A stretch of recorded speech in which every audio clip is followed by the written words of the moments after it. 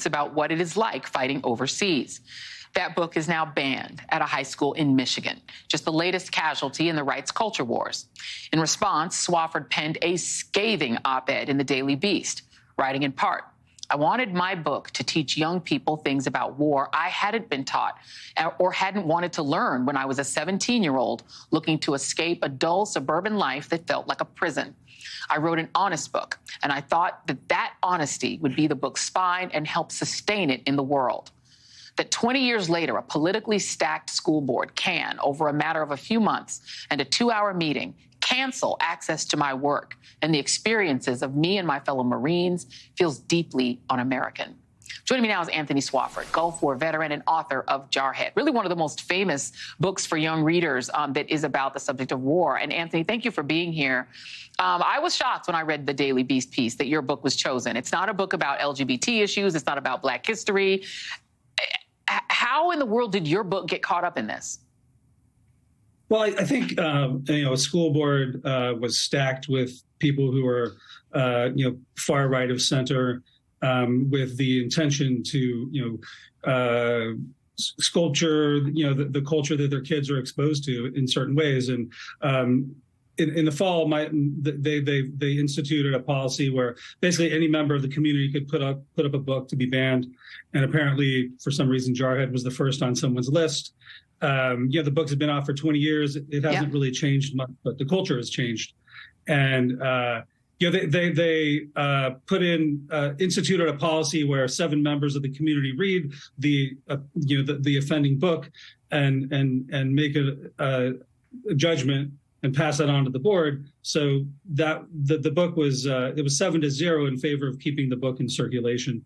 And then when it went to the full board, the 4 new members who were from the sort of extreme right voted 4-3 to ban the book. So they didn't listen to the committee that they put together. So I think the big note here is like pay attention to who's being voted to your local school board, and like these kinds of things matter.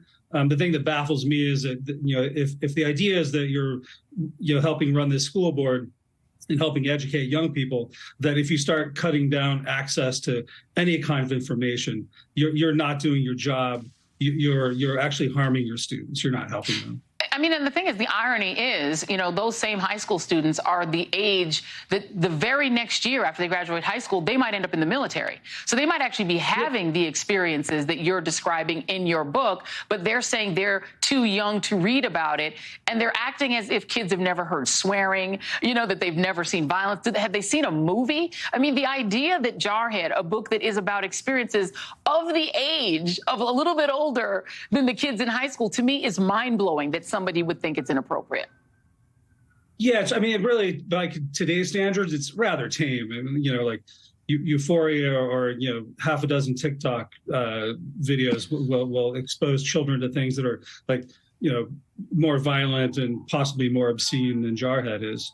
And what it is, it's just a true look at what young people experience when they go to war, like how a warrior is made. That was the thing that I wanted to teach people. Like, this is how young Marines are made. And then this is what happens when they're at combat. And this is what happens when they come home. And if you're so afraid of that, then I think you have a real problem in terms of, opening up knowledge, avenues of knowledge to your students. Well, and the thing is, go ahead. Sorry, well, I think the message to the constituents in the Hudsonville school district is like any book is up for banning. Like, just give us a title. If you don't like it, we'll ban it because we have a 4-3 majority. You can do what they want. The thing about it is that, what do you make of the fact that we're now at the point where the Marine Corps, in which you served, has no commandant, not because of anything about the Marine Corps, but because of this senator's hatred of abortion, and that things like abortion are being sandwiched into what used to be very standard military policy. Things like promoting people, making sure that generals get their 4 stars. That has now been co-opted by the extreme right and religious right. What do you make of that? Yeah, well, I'm astonished by it. I've been following the Tuberville story. I think he was 85-40 at Auburn, but he's like 0-1 with the Marine Corps. I don't think he knows his audience. Like, before the God walked on water, the Commandant walked on water for Marines. It's really important to young Marines who have their boots on the ground, that they have a leader, that they know that leader's name, and they really follow his orders. So yanking that from the Marine Corps and the 60 other nominations I think that he's holding up over something that body autonomy for women who serve in the military is ludicrous. It's kind of disgusting, really. Yeah, I mean, we have really entered, I think, the twilight zone when a senator can try to conflate those two things because of his own personal religious beliefs. That's what people go into the military come out of, is appreciation for other people, for meeting other people. They're introduced to diversity. There's so many things. My brother, was in the Army, the National